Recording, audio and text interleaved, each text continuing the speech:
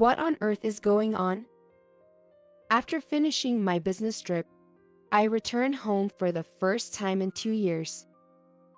Today, Michael should be off work. I was thrilled at the thought of seeing him after such a long time, but the moment I opened the door of the house, a strange smell wafted through, and my excitement instantly calmed down. However, at the same time, an indescribable sense of anxiety overwhelmed me. I felt like something serious had happened. Michael?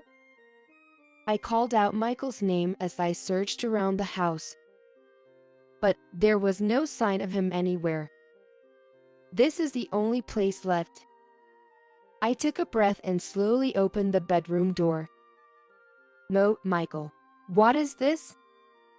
Indeed, there was Michael, but he had become completely different from Michael I knew. My name is Sandra Brown. I am 32 years old. After graduating from college, I left my hometown and got a job as a sales employee at an advertising company. Honestly, I had never dreamt of the industry since I was young. However, a lecture I attended at my college sparked my interest in advertising. How to create ads that attract people? What elements should be included to make an advertisement appealing? Before I knew it, I was completely engrossed in advertising and design. As I was preparing for job hunting, it was natural for me to delve into studying for a career in the advertising industry. As a result, I successfully got a job at the company I aimed for. I still remember how happy I was. It was sad to have to leave my hometown, but my heart was thrilled to have grasped my dream. However, once I joined the company, I realized it was much harder than I thought. Of course, I wasn't underestimating it. Still, reality and imagination were indeed different. I have to visit clients, make materials, find new clients, and more. There were many fun moments, but the frequent overtime, working on weekends, and business trips were tough. The kindness of all my colleagues was my salvation. Eventually, I started to wonder if this was really what I wanted to do. But then, a supportive presence appeared in my life. It was about 2 years after I started working. I attended a drinking party invited by a colleague, but feeling out of place, I was drinking quietly by myself when a man approached me. Are you okay, being alone like this? Yes, I'm fine. That man was Michael, who would later become my husband. He seemed to have noticed me drinking alone and come and talk to me. You seemed a bit lonely. Would you like to join me for a drink? Absolutely. At my response, he smiled kindly. As we talked, I found out that he also worked in sales. From then on, we hit it off, often venting about work. We quickly exchanged contact information to arrange a dinner together. I never imagined getting along with someone of the opposite sex at a casual drinking party. I still think it's a miracle that I met my future husband. A week later, it was the day for Michael and I to meet. Honestly, I felt a bit down. After all, that was just a booze-fueled occasion. Things just seemed to work out with the help of alcohol. But will it work if we meet in sober conditions today? With some trepidation, I met up with Michael. We entered the restaurant he had reserved. In the end, my fears were unfounded, and I had a great time with him. He was a real gentleman, interesting to talk to. He really seemed like the ideal man. Sandra, you're such a wonderful person. Oh, stop. Wonderful is an overstatement. He would give compliments that most people wouldn't say outright, seemingly without a second thought. Gradually, I found myself thinking about him more and more. Afterward, Michael and I started seeing each other frequently, and on our third date, he confessed his feelings, and we became a couple. The time I spent with him was truly blissful. Thanks to him, I managed to get through the tough times at work. Are you okay? Not too tired? Yeah, I'm good. I tried not to show my fatigue in front of him, but it seems he always understood. He always cared and would hug me gently each time. 2 years of such life had passed. Michael finally proposed. Of course, I accepted the proposal, and we became husband and wife. I will definitely make you happy. I can never forget Michael's smiling face as he said that. After that, we completed the formal greetings with each other's families and registered our marriage. The first time I met my Margaret, during the greetings, she was so kind, and I felt relieved. It turned out that my Phil had already passed away. If there's anything, please feel free to talk to me about it, okay? Yes, thank you so much. Surrounded by kind people, I wondered how lucky I was. I felt like I could overcome anything with them by my side. I was looking forward to our future life together. But then, I got caught up in something unexpected. I later regretted marrying Michael, because a shocking truth came to light soon after our marriage. Michael couldn't do any household chores at all. Sorry, I really can't do any housework. What? How have you been living until now? Well, I just bought food from convenience stores or supermarkets, and when laundry piled up, I took it back to my parents' house. I don't even know how to use a washing machine. How could this be? Why didn't I realize this while we were dating? Michael's place always seemed neat when I visited, and he didn't seem like someone who couldn't do any housework at all. From what I gathered, he must have had his mother clean the house. Or maybe he just tidied up to make the room look presentable. That must be something only he knows. Since then, I started teaching Michael how to do household chores. But whether he didn't want to learn or couldn't learn, he remained unable to do anything I taught him. Eventually, I gave up teaching him and took on all the household duties myself. It was hard at times, but somehow I got used to this life. About 2 years after we got married, we had saved enough money to buy a new family home. Living in a family home is more relaxed than in an apartment, as there's less worry about noise. The neighbors were all nice, making our life even more comfortable than before. Michael and I each had our own spacious rooms, and I was happy to have more time to immerse myself in my hobbies. However, this also meant that cleaning became quite a chore. The apartment we lived in before buying the house was quite small, so cleaning was relatively easy, but it's different with a house.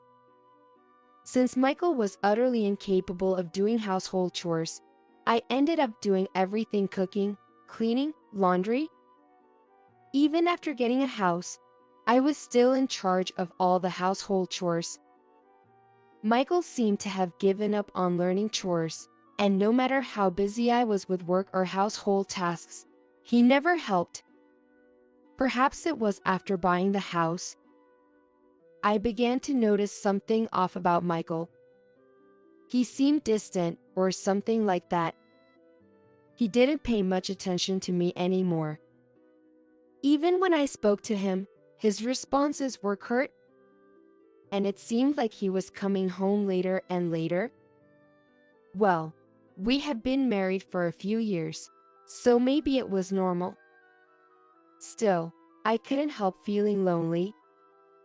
Hey, what time will you be coming home today? I don't know. Okay. Oh, Here's your lunch. Thanks. More than anger, I felt sadness and anxiety swirling inside me. Had I unknowingly done something to make Michael dislike me? But no matter how much I thought about it, I couldn't pinpoint anything. Well, he hadn't complained about anything to me, so maybe I shouldn't worry too much. Eventually, I began to think that this was just his true nature. That was the easiest way for me to make sense of it. It would be different if he complained about the food being bad or the house being untidy. There were several other troubling things about him. He would come home late without telling me what time. He often left his lunch I made in the morning and messed up the room even though he knew I would be cleaning. I often found his laundry scattered around his room. At first, I thought he must be tired and didn't reprimand him much. But no matter how many days passed, he didn't change his behavior. Seeing this, I finally lost my patience and confronted him. Hey, can you please be more considerate? It seems like you just scatter things around, thinking I'll clean up. I work just like you, managing the household chores is hard enough already. Can't you be a little more considerate of me? Huh. Are you saying I don't care about you? Yes, that's exactly what I'm saying. If you really cared, you'd take care of your own things more. And the last time I went into your room to clean, it was so messy. How can you even sleep there? Despite saying you're coming home late, you hardly tell me exactly when. Don't you think something's off? I let out all the frustrations I had been holding in at him. But he wouldn't really listen to what I was saying. I'm tired too. You're going to clean up anyway, right? And I told you I'd be late, so it should be fine. You're just too fussy.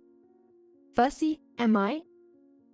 Ultimately, Michael never really listened to what I had to say. From that day on, he became even more distant towards me.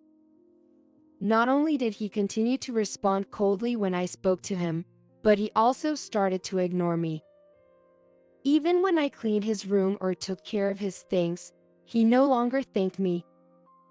I considered giving up on the household chores several times, but I knew that no matter how messy the room got, he would just live in it. On the other hand, I couldn't stand living in a dirty room myself. I just hate to live in discomfort. After much thought, I decided to continue doing the chores for my own sake. As time passed, it seemed like Michael's attitude was returning to normal somewhat, but he remained indifferent towards me. Should I be happy that he at least started to tell me when he would be home? I wondered where the Michael I knew before marriage had gone. I had no idea he was hiding such a nature.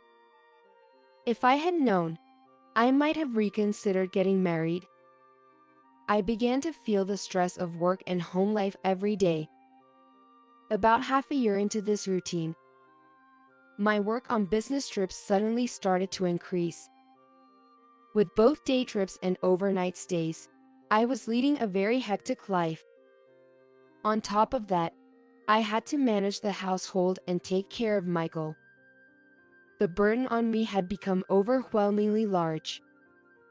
However, perhaps because he saw what I was going through, Michael began to change gradually. Hey, Sandra, are you okay? What do you mean?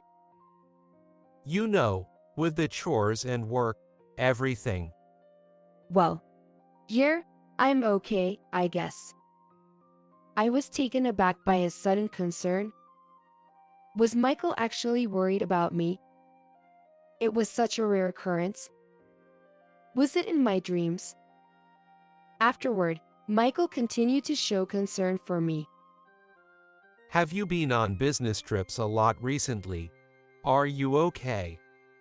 Yeah, I'm okay. It's tough, but at least the pay is good. I see. I'm glad you're okay if you say so. He was hiding something, or if he was genuinely concerned. I had my doubts, but despite everything, he seemed to be genuinely concerned about me. Just knowing that made me feel happy. But Michael's late returns remained unchanged. Hey, why are there so many nights you come home late? Is it really that often? I have a lot going on, like overtime and socializing with my boss. I see. Indeed, his pay stubs showed overtime pay. And I could understand the socializing part. Still, it seemed excessive. I even wondered if Michael might be cheating. I had thought about that. However, I just couldn't see him as that type of person. I still believed in him somewhere deep down. I couldn't understand why I was so convinced he would never cheat. Even as my business trips increased, Michael made no effort to do household chores. Incapable of even heating up a ready-made curry, he resorted to convenience store meals or eating out. When I was away on long business trips, he would even ask his mother to come over to our house. I had hoped he would learn to manage himself, but he seemed to have no intention of doing so. It was more reassuring to have his mother over than to let him mess up the house. But that, undoubtedly, increased her burden. I'm really sorry for the trouble my frequent business trips have caused. It's okay, Sandra. You haven't done anything wrong, but sooner or later, we need to teach that boy how to take care of the house. I'm worried about the future. Well, I can teach him household chores anytime. You're right. I'm sorry. I'll talk to him too. Really, thank you. Margaret spoke kindly, but her tone seemed a bit cold. Of course, Michael was unaware of such a conversation between me and his mother. He just lay on the sofa, watching TV as usual, This show is so funny. oblivious to my presence in the kitchen. He started talking to me. What show? Oh, sorry. Are you washing the dishes? He said sorry but didn't seem to feel guilty. At first, I was angry at him for this, but I've gotten used to it now. It's sad when I think about it. However, the day was coming when this routine would end. One day, I was offered an opportunity for an overseas business trip. It was a stressful job, but fulfilling. I could have declined, but I decided to take it. The trip would last 2 years. During that time, Michael could go back to his parents' house or try to manage the household chores himself. That night, when I discussed the trip with him, he was surprised. Are you going to be on the business trip for that long? Yo, that's right. I could have declined, but I wanted to challenge myself. I know it's going to be a burden on you during this time. Not seeing each other for a while was certain. I would have been happy if he felt even a little lonely, but it didn't seem like he had those feelings much. I got it. Good luck. I'll try to manage things on my own. He said that with a big smile. Are you sure you'll be okay? Yay, don't worry. His reaction made it seem like he couldn't wait for me to leave. Months after the overseas business trip was announced, the day to depart finally arrived. Are you really okay with this? Yo, don't worry. If anything happens, I'll just ask my mom for help. I see. Anyway, are you on time? Oh, I might be running late. I'm heading out now. Michael seemed eager for me to leave, probably wanting some space to himself. Honestly, it was infuriating, but there was no time to complain. I sincerely said goodbye to him and left the house. For the next 2 years, I worked overseas. There were many challenges, but it was an enjoyable life. This experience has become nourishment for my life. I was certain of it. While overseas, I kept in touch with Michael regularly. I was relieved to hear that he was able to live with the help of his mother. Initially, we mostly talked on the phone, but gradually shifted to text messages. From the messages, I could tell he was doing good, so I wasn't too worried. 2 years later, my business trip ended, and the day to return home arrived. I was somewhat excited to see Michael face to face after such a long time. My steps were light. He would be home, taking the day off as usual. I wanted to ask about his life while I was away and share my experiences abroad. Excited, I unlocked the front door. But my excitement quickly faded. A foul smell wafted through the air. It was causing me to break out in a cold sweat. It felt like something terrible had happened. I set my luggage down and searched the house. Where was the source of the smell? Where was Michael? My hands were shaking uncontrollably as I opened the door to the room. I checked each room one by one, and finally, I opened the door to Michael's bedroom. What is this? I couldn't believe my eyes. What on earth is going on? There was Michael, mummified. I couldn't comprehend what was happening in front of me. I need to call the police. I quickly grabbed my phone and called the police. Within minutes, officers arrived at the house. As the investigation progressed, I, being the first to discover the scene, was questioned. I had been messaging with someone up until just before the end of my trip, feeling suspicion that someone else was involved. I've been on my business trip for about 2 years. When I came back, I found it like this. A business trip, I see. If you find the business trip dubious, you can check with my company. I just got back, so I can show evidence like my plane ticket. May we see that, please? I complied with the officer's request, providing contact information for my company and evidence like my plane ticket. As a result, my suspicions were cleared. However, that raised more questions. Who had been replying to my messages? It was strange that Michael hadn't sought help until his death. And someone from work should have visited the house before it got to this point. I discussed these points with the police and showed them the messages as evidence. Indeed. You've been communicating with him until recently. What does this mean? The more I fought, the more baffling everything seemed. The officers seemed suspicious and decided to conduct a thorough investigation. After initial conversation, I remembered my mill, Margaret. I spoke to the police before contacting her immediately. Margaret, actually. What, Michael? As I explained the situation, she's voice trembled. Is that true? Tell me. Yes. The police are here investigating right now.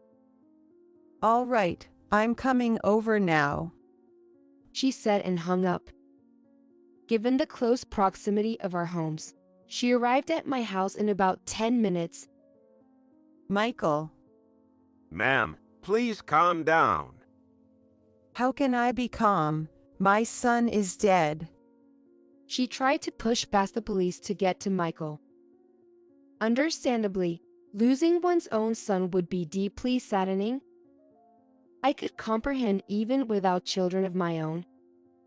Sandra, when did you find him? Just now. I just got back and then. That's terrible. Her eyes were filled with sorrow. Later, the police explained what would happen next. Throughout the conversation, Margaret held my hand tightly, staying close to me, her body shaking. A few days later, the police shared the results of their inquiries.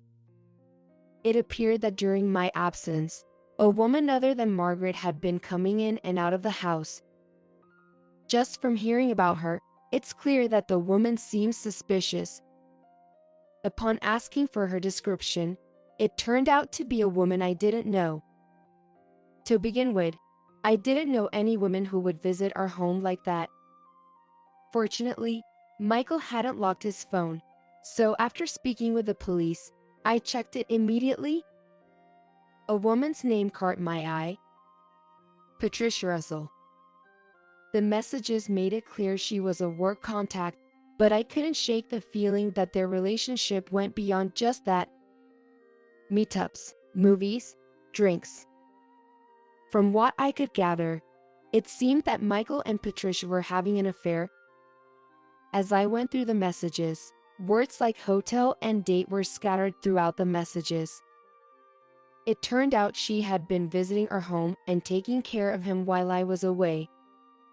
This can't be. Did you find something? Well, I told the officer about the existence of Patricia and expressed my suspicion that she was definitely the woman who had been coming and going from our house. The officer reviewed the messages and agreed with my assessment. Later, they decided to contact her directly to gather more information. A few days later, the police contacted me again. Apparently, Patricia expressed a desire to meet with me. Despite having had an affair, she dared to request a meeting with me, Michael's wife. Feeling overwhelmed by the recent events, such thoughts crossed my mind. According to the police, she was not involved in the main incident. That only deepened my curiosity about who had been messaging me. Okay, in a week, then, amidst growing doubts, I decided to meet with her. Maybe she knew something? What were her thoughts on the affair? I wondered. Eager for the truth, I awaited the day. A week later, I went to the specified meeting room and met Patricia face to face. I thought she had no common sense, because she was a cheater. However, my thoughts were quickly overturned. I'm truly sorry. What? I had an affair with Michael. I frequented your house. I know it's unforgivable. I'm so sorry. She immediately apologized upon seeing me. Well, Oh, I'm sorry. So sudden. how did you and he? I asked her how she met Michael. And I asked what their relationship was like before the affair. As expected, she said they were superior and team members at work, and she became his direct supervisor in their work relationship. They became more and more involved in sexual relations. She had been taking care of Michael while I was on business trips. But then, she revealed a shocking fact. I didn't know Michael had died. I found out from the police. That's odd. What happened at work? He quit over a year ago. He quit? Yes, he was tired of it all, and it's hard for me to say this, but he said he wanted to divorce you and marry me. He thought he could live off my salary without working. Hearing about his selfishness, I was speechless. To think he wanted to leave me to marry Patricia, and then quit his job to live off her salary? I was a bit shocked to realize that he was more selfish than I had initially thought. Thank you for sharing this with me. It's nothing. But you didn't know he had died? When did you stop visiting? Over a year ago. Why? Even though Michael wanted to marry you? I couldn't help but speak harshly. The conversation turned tense, but Patricia explained what happened. After a few months of my departure, she used to visit our house every 5 days, primarily to care for Michael. At first, it seemed to be going well. She felt like an exciting new married life, but her enthusiasm quickly faded. The reason was Michael's inability to maintain the household. Despite being cautioned, he made no effort to tidy up. Over time, her feelings for him completely cooled off. And after she broke up with him, she stopped coming to the house. After quitting his job, he contacted her repeatedly. He wanted her to come back and to start over. The messages varied, but consistently expressed his desire to reconcile. However, she no longer felt the same way and continued to ignore him. Eventually, the communications from him stopped completely. Since then, she seemed to have no knowledge of what became of him. That's what happened. Yes. It's good to know what happened while I was away. Thank you. I'm the one who should apologize. Patricia seemed genuinely remorseful, continuously apologizing. While her sincerity was evident, whether I could forgive her was another matter. Fortunately, she offered to pay compensation, which I accepted.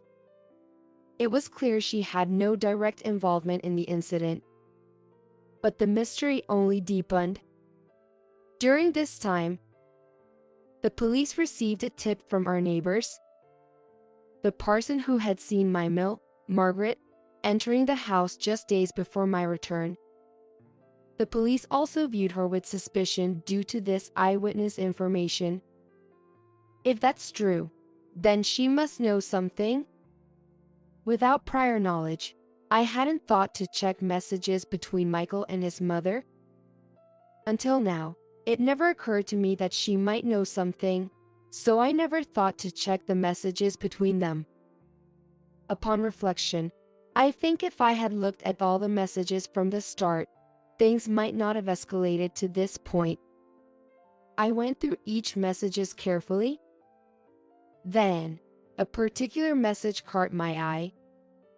Was he feeling ill? After Michael was dumped by Patricia and left alone, it seems he fell ill. He couldn't seek help from Patricia or me. In that situation, Michael reached out to his own mother. However, the response from her was cold and distant. Just deal with it on your own. She had said other things that seemed like she was abandoning him. I'm tired of caring about you. Whatever happens to you doesn't matter to me.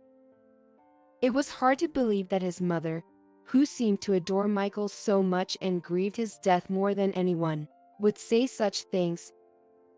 But looking at the messages, it was clear she was involved somehow.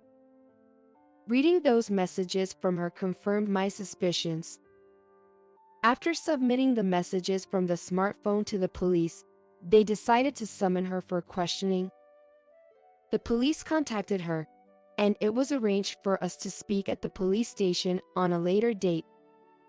I was allowed to be present, so I decided to attend.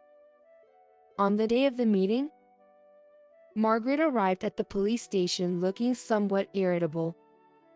Hasn't the culprit been caught? What about that woman who was taking care of Michael? Please, calm down. After being admonished by the officer, she crossed her legs and glared at us. The police then relayed information from neighbors about her frequent visits to the house and the messages I had seen. The neighbors saw me. That's no proof. She's much more suspicious than I am. But you were seen entering and leaving the house recently, right? Where's the proof? It's not just about proof. We've heard from several neighbors, not just one. How do you explain that? She seemed very agitated. She was breathing heavily and snapping at the police officer. Watching this, I became even more suspicious of her. Margaret, do you really know nothing? I don't know anything. Is that true? How long were you visiting the house? I don't remember. What about the neighbors' statements? Are you suggesting the police are lying, or that the neighbors have conspired against you? Yes, it is. But think about it. There's no reason for them to go out of their way to frame you like this. Unless, do you have any reason to believe they would do such a thing? Despite the clear suspicion, she kept insisting she knew nothing. Even though there are witnesses, she was stubborn. Her attitude infuriated me, and I pressed her further. Initially, she insisted on her innocence, but eventually, she seemed to resign and revealed a shocking truth. Yes, it was me. I abandoned Michael. Are you happy now? Margaret, Because he was just so annoying. though I somewhat expected it, it turned out Margaret had indeed abandoned Michael in his state. The reason being that he was bothersome, which is a rather selfish justification. He was annoying. I was tired of him always depending on me. Just when I thought he was finally married and settled, he kept finding reasons to lean on me again. Never really learned to do any household chores, always leaving everything to others. I took care of him because I felt obligated as his parents, but honestly, I resented it.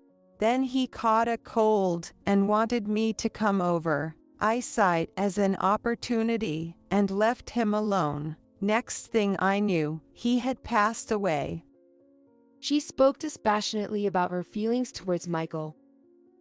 However, her feelings were not the kind a parent should have for their child.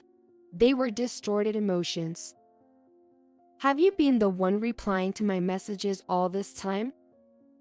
Yes, it was me. I thought you'd worry if suddenly the messages stopped. I knew it would come out eventually, but I figured it might buy some time. You knew it would come out, didn't you? Of course, but then Patricia showed up, and I thought maybe I could pin the blame on her, but that didn't work out. She appeared somewhat frustrated. It was unbelievable that she could have abandoned him. While I was shocked, I remembered her words before my trip. He needs to learn to do chores soon, or I'm worried about the future. Perhaps she had already disliked him from that time. Thinking this made me feel helpless. To shift the blame like that. Well, what other choice did I have? I didn't want to get involved with the police. If Patricia could have taken all the blame, I wouldn't have to be here. That's just too selfish. Sure, marrying me and dealing with my frequent business trips might have increased your burden, but that's no excuse to abandon someone. Be quiet. You don't understand how I feel. Margaret yelled at me as if venting years of resentment. But I didn't back down and continued. I understand some of your feelings, Margaret. He never learned to do chores, always messed up the house, and then he had an affair. I was honestly furious too, but there's a difference between right and wrong. What you did constitutes a serious crime, and that fact will haunt you for a long time. As I continued to speak to her desperately, Margaret finally recognized what she had done. She will have to live with being known as the person who abandoned her son. The thought of how painful that would be. It will follow me forever. She muttered, tears streaming down her face. I did that. Please reconsider what you've done.